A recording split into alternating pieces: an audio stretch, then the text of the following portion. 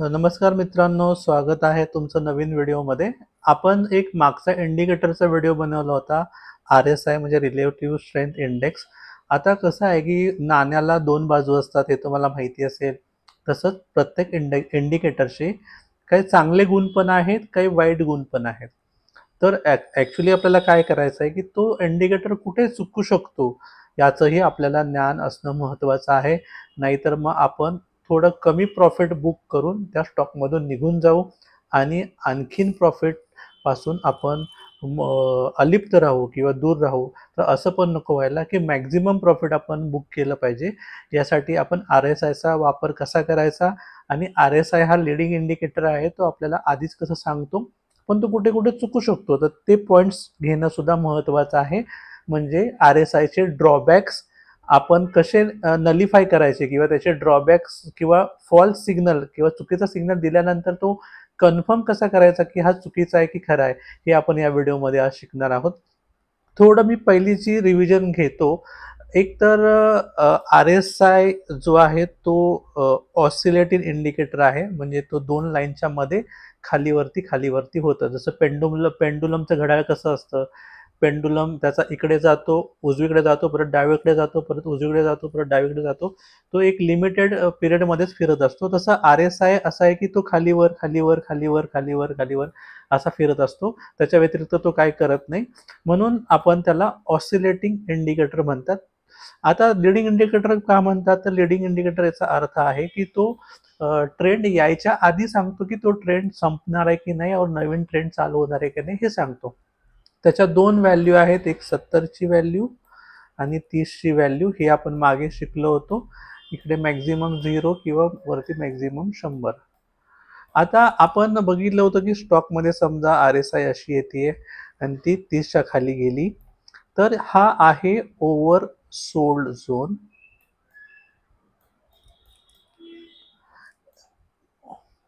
Oversold म्हणजे याचा अर्थ होतो की इथे खूप प्रमाणामध्ये विक्री झाली आहे आणि आता विक्री होणं शक्य नाही. आणि जेव्हा तो RSI इथे 30 मध्ये प्रवेश करते, म्हणजे हे क्रॉस करते, तेव्हा आपल्याला बायचा सिग्नल येतो. म्हणजे इथे आपल्याला आपण बाय करू शकतो किंवा हा इंडिकेटर सांगतो की बाय करा म्हणून. त्यानंतर मग तो स्टॉक वरती वरती जायला लागतो, वरती वरती जायला लागतो, वरती वरती जायला लागतो आणि तसा हा इंडिकेटर पण वरती वरती जायला लागतो. आणि जेव्हा तो 70च्या मध्ये एंटर करतो, तर त्याला म्हणायचं ओव्हर बॉट. म्हणजे इथे स्टॉक एवढ्या प्रमाणामध्ये खरेदी केलाय की याच्या पुढे आता तो खरेदी केला जाऊ शकत नाही, किंवा तिथे खरेदी थांबू शकते. आणि तिथे मग बुलिश लोकांची ताकद कमी व्हायला लागते आणि बियरिश लोकांची ताकद वाढते. इथे बियरिश BR लिहितो, बियरिश लोकांची ताकद कमी होते आणि बुलिश लोकांची ताकद वाढते.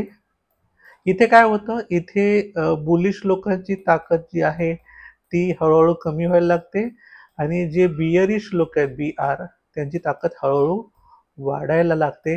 हेच आपल्याला यापूर्वी मी सांगितलं होतं. आणि इथून जेव्हा स्टॉक खाली पडायला लागतो, तर इथे तुम्ही प्रॉफिट बुक करू शकता किंवा नवीन सेल पोझिशन जनरेट करू शकता. तेव्हा तो स्टॉक खाली पडतो. ही सायकल जी आहे वरून खाली जायची, खालून वर जायची, ही तुम्हाला मी यापूर्वी सुद्धा सांगितली होती की जेव्हा तो 70ला क्रॉस करेल तेव्हा तिथे तुम्हाला प्रॉफिट बुक करायचं आहे. आता याच्यामध्ये ड्रॉबॅक्स कसे असतात किंवा आपण त्याला नलिफाय कसं करायचं, की त्या RSI चुकीचा सिग्नल देत असेल किंवा चुकीचा सिग्नल देते की खरा सिग्नल देते, हे RSIचं कसं आपण शोधू शकतो, तर या स्टॉकमध्ये आपण बघूया. आता हा पेटीएमचा स्टॉक आहे.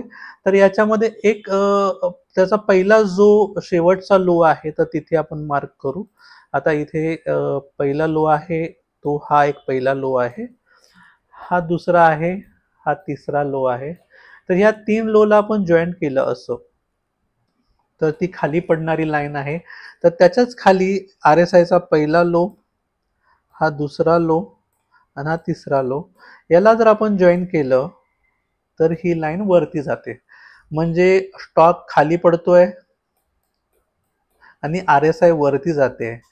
इथे कुठेतरी विरोधाभास आहे. म्हणजे RSI तुम्हाला सांगते की इथून हा स्टॉक वरती जाणार आहे. मग तो खरेदी कुठे करायचा? तो जेव्हा वर इथे जायला प्रयत्न केला या ठिकाणी, तर इथे त्याला जायला जमलं नाही.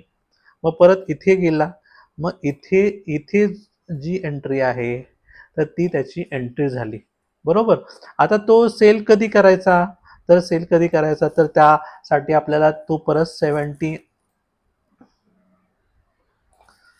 आता मग परत आता आपण इथे जाऊ, परत मी पेन घेतो. हा, तो इथून इथे बाय पोझिशन झाली आपली आणि इथून तो स्टॉक परत परत परत परत परत परत परत परत 70 कडे गेला, तर इथे 70 कडे पोचला. इथे या लाईनला इथे 70 ला पोचला, तेव्हा ही त्याची ही व्हॅल्यू होती आणि त्यानंतर मग तो खाली आला. तर ही ऍक्च्युली ही हा जो पॉइंट आहे, तर इकडे आर एस आय सांगते की तुम्ही सेल करा किंवा प्रॉफिट बुक करा. तुम्ही खरेदी केला त्याला इथे आणि सेल करा सांगते तुम्हाला इथे. म्हणजे तुम्हाला प्रॉफिट तर झालंय. आता याची किती किंमत आहे एक अंदाजे बघूया. 380च्या आसपास. आणि जी विकलीची किंमत किती आहे, 480च्या आसपास. समजा 100 रुपयाचा तुम्हाला एक प्रत्येक स्टॉक मागे फायदा होतोय. हे तुम्हाला लक्षात आलं. पण इथे आर एस आय चुकतीये.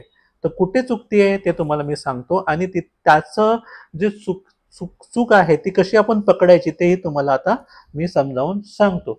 आता सगळ्यात पहिल्यांदा आपल्या बेसिक याच्यावर येऊया. बेसिक याच्यावर म्हणजे काय, आपण ड्रॉ करूया अप ट्रेंड आणि डाऊन ट्रेंड. आता हा हायर हाय, हा higher low, higher high, higher low, sorry lower high, lower low, lower high, lower low, lower high, हा लोअर लो, परत हा लोअर हाय लोअर लो झाला आणि परत लोअर लो, लोअर हाय, परत लोअर लो. इथे स्टॉक थांबला. इथे काय तो परत खाली पडायच्या मार्गावर नाहीये. आता इथून पुढे काय झालं, त्यांनी लो बनवला, परत हाय बनवला, हायर हाय बनवला, हायर लो बनवला, परत हायर लो, परत हायर हाय. हे असं त्याचं चक्र चालू राहिलं. पण आता आपल्याला हे बघायचं आहे की आर एस आय चुकते तर त्या ठिकाणी काय चूक त्याची शोधून काढायची, बरोबर आहे. हे तुम्हाला higher high, higher low, lower हाय ह्या सगळ्या गोष्टी तुम्हाला यापूर्वी पण शिकवलेल्या आहेत. तर आता मी येतो की आपण काय करतो नेहमी, की जेव्हाही एखाद्या स्टॉकचा जो लो असतो त्याला आपण सपोर्ट म्हणतो. तर आता समजा हा त्याचा सपोर्ट आहे, पकडा हा एक पहिला सपोर्ट आहे, त्याला आपण ग्रीन लाईन काढली आणि थोडं जाड करूया, बरोबर. आता परत त्याचा दुसरा सपोर्ट काय असेल तर हा आहे.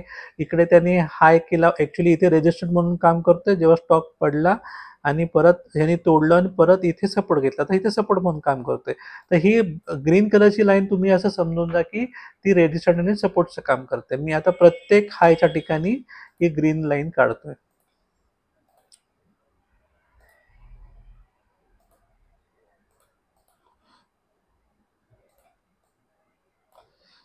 प्रत्येक हाय जिथे जिथे हाय आहे तिथे मी ग्रीन लाईन काढतोय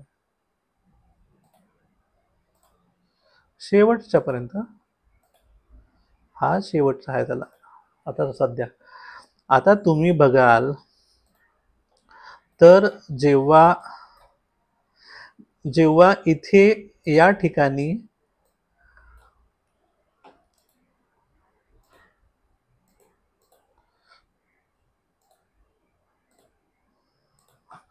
आता इथे ह्या ठिकाणी तो एंटर केला आणि त्यानंतर इथे त्यांनी सेल सिग्नल दिला आर एस आयने, कारण तो हा जो 70चा झोन आहे आणि हा 30चा झोन आहे. तर 70च्या झोनमध्ये गेला आणि नंतर मग खाली उतरला तर हा सेल पोझिशन दिली मग किंवा सेल सिग्नल दिला. पण इथे आपण कॅन्डलकडे आणि सपोर्टकडे पण बघितलं पाहिजे. या लेवलला जिकडे आपल्याला सेल सांगितलाय तर तिथे ऑलरेडी हा शेवटचा जो सपोर्ट आहे तो कॅन्डलनी किंवा त्या स्टॉकनी तोडलेला नाही. म्हणजे त्यांनी जी, आणि दुसरी गोष्ट इथे जी ब्ल्यू कलरची जी 20 EMA आहे, मुव्हिंग ॲव्हरेज आहे, मुव्हिंग ॲव्हरेज 20 आणि ही जी मुव्हिंग ॲव्हरेज आहे ती 50. तर ही जी 20ची मुव्हिंग ॲव्हरेज आहे त्यालाही तोडलेलं नाही. म्हणजे दोन गोष्टी सांगतायत की स्टॉक विकू नका. एक गोष्ट सांगते की स्टॉक विका. म्हणजे आर एस आय सांगते की तुम्ही विकायला पाहिजे आणि हे जे मूव्हिंग ॲव्हरेज आहे ब्ल्यू कलरची आणि 50 कलरची, 50 डेजची आणि 20 दिवसाची, ते सांगतायत की अजून स्टॉक तिथे टच पण केलेला नाही. आणि जेव्हा त्यांनी तिथे टच केलं तेव्हा तिथे सपोर्ट घेतला, त्यांनी खाली ब्रेक केला नाही, म्हणजे स्टॉक असा खाली पडला नाही. तो इथे ब्ल्यू लाईनला आणि ह्या ग्रीन लाईनला, म्हणजे तुम्ही परत मी कट करतो बघा, ही ब्ल्यू लाईन आणि ही ग्रीन लाईन जी आहे त्याला त्यांनी तोडलेलं नाही. म्हणजे तुम्हाला वाट बघायला पाहिजे. जरी RSIने इथे सेल सिग्नल दिला जरी असेल तरी स्टॉकमध्ये तशी मुवमेंट दिसायला पाहिजे. परत आपण पुढे जाऊया. परत हा RSI वरती झाली, परत टच केला, परत खाली गेली, परत खाली गेली, परत एंटर झाली आणि परत इथे त्यांनी सेल सिग्नल दिला. आता इथे सेल सिग्नल दिला तेव्हा त्याच्यावरती कॅन्डल होती ही लालवाली. आता ह्या लाल कॅन्डलनी जे शेवटचा जो रेजिस्टन्स होता लाल रंग, सॉरी आपण ही काढली आहे, हिरव्या रंगाची लाईन काढली आहे. ती हिरव्या रंगाची लाईन जी आहे मी परत इथे ड्रॉ करतो. हिरव्या रंगाची लाईन म्हणजे सपोर्ट तोडलेला नाहीये. परत इथे ब्ल्यू लाईनला पण सपोर्ट केला. ब्ल्यू लाईनच्या वरती त्यांनी क्लोज दिलेला आहे. दुसऱ्या दिवशी ग्रीन कॅन्डल तयार झालेली आहे. तिसऱ्या दिवशी रेड कॅन्डल तयार झालेली आहे. चौथ्या दिवशी सुद्धा रेड कॅन्डल तयार झालेली आहे. पण ह्या चारही कॅन्डलनी, पाचही कॅन्डलनी ही ब्ल्यू लाईन तोडलेली नाही. हे तुम्ही लक्षात घेतलं पाहिजे. म्हणजे ब्ल्यू लाईन सुद्धा तुटायला पाहिजे. म्हणजे आपण जो मूव्हिंग ॲव्हरेज म्हणतो, मूव्हिंग ॲव्हरेज पण तुटायला पाहिजे. सपोर्ट जो आहे तोही तुटायला पाहिजे आणि RSI सुद्धा 70च्या खाली गेली पाहिजे. हे जेव्हा तिन्ही गोष्टी फुलफिल होतात तेव्हा आपण विचार करू शकतो की तिथे स्टॉक विकायला पाहिजे. फक्त स्टँड अलोन बेसिसवरती RSI सांगते म्हणून तिथे स्टॉक विकायचा, तर ते फार चुकीचं आहे. पुढे आता आपण जाऊया आणखीन, अजून पुढे स्टॉक गेलेला आहे तर आपण पुढे जाऊया आणखीन की कुठे स्टॉक आणखीन. आता पुढे जाऊया. आता परत पुन्हा शेवटपर्यंत घेतो स्टॉक मी.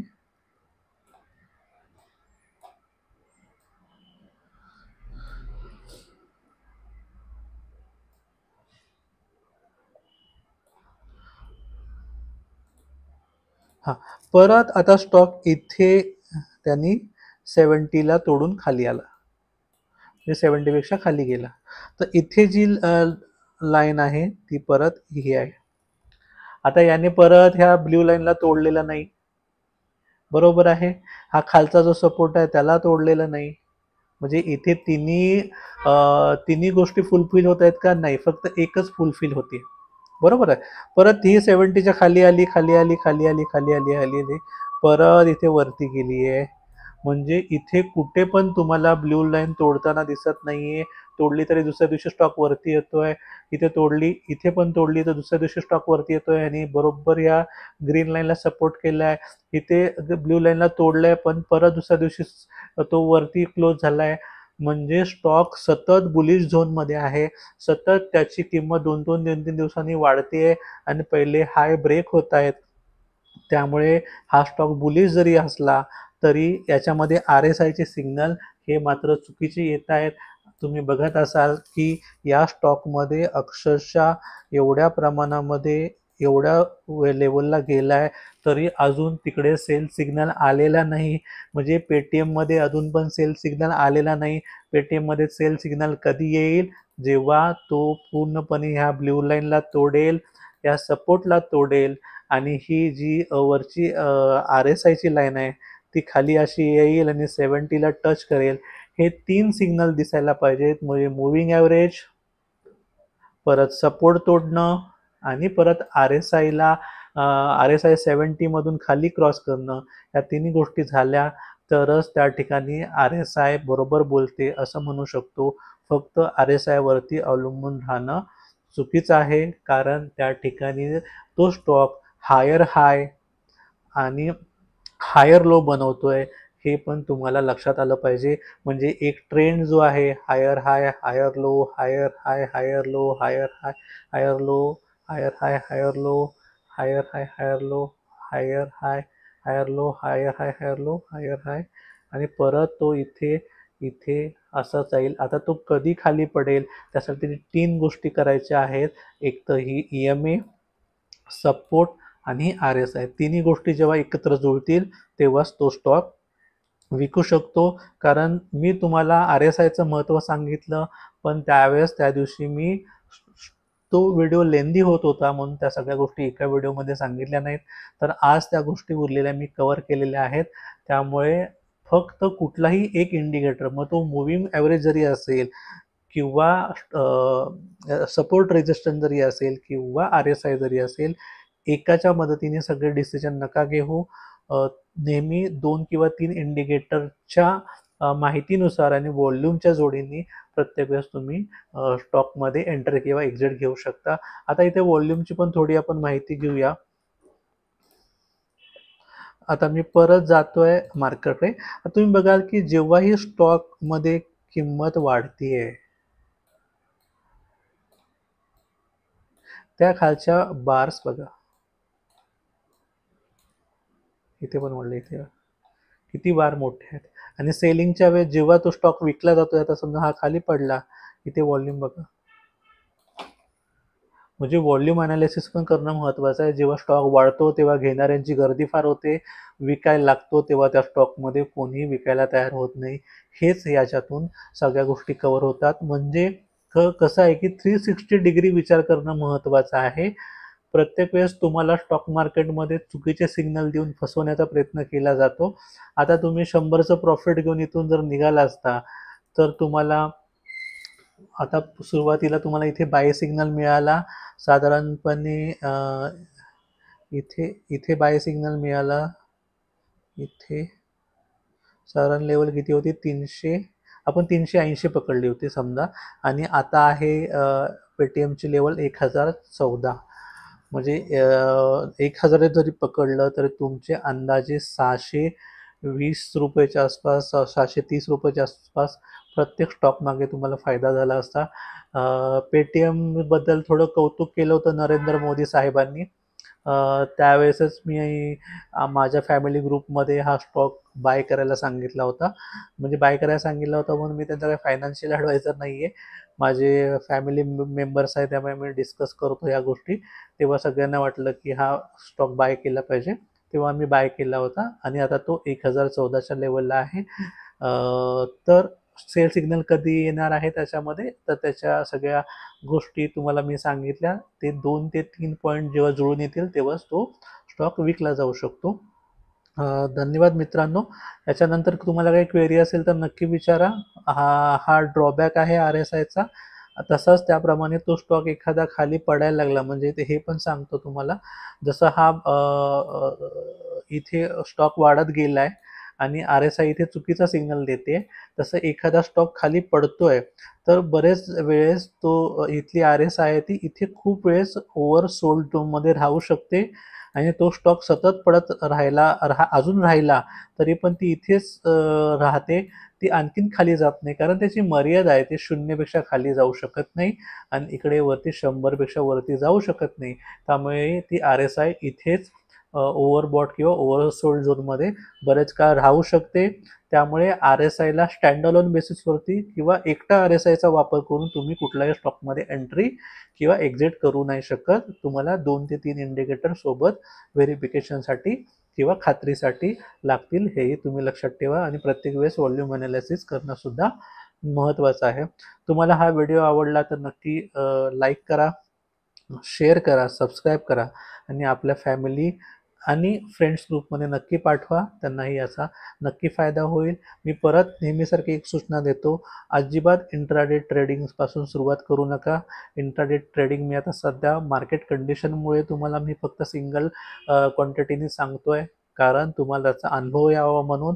कमवणं हा आता अजिबात उद्देश नाही आहे. आपण साधारणपणे पुढच्या वर्षी म्हणजे 2025च्या मे ते जूनपर्यंत आपण सगळा सिलेबस कव्हर करू. तोपर्यंत तुम्ही प्रॅक्टिकल सेशन पण अटेंड करत जा किंवा प्रॅक्टिकल व्हिडिओ पण तुम्ही बघत जा. आणि शक्य तेवढं जास्त तुम्हाला ऑनलाईन येऊन सगळ्या गोष्टी किंवा लाईव्ह मार्केटमध्ये येऊन सांगायचा मी प्रयत्न करतोय. त्याप्रमाणे माझं शेड्यूल करायचा माझा प्रयत्न चालू आहे.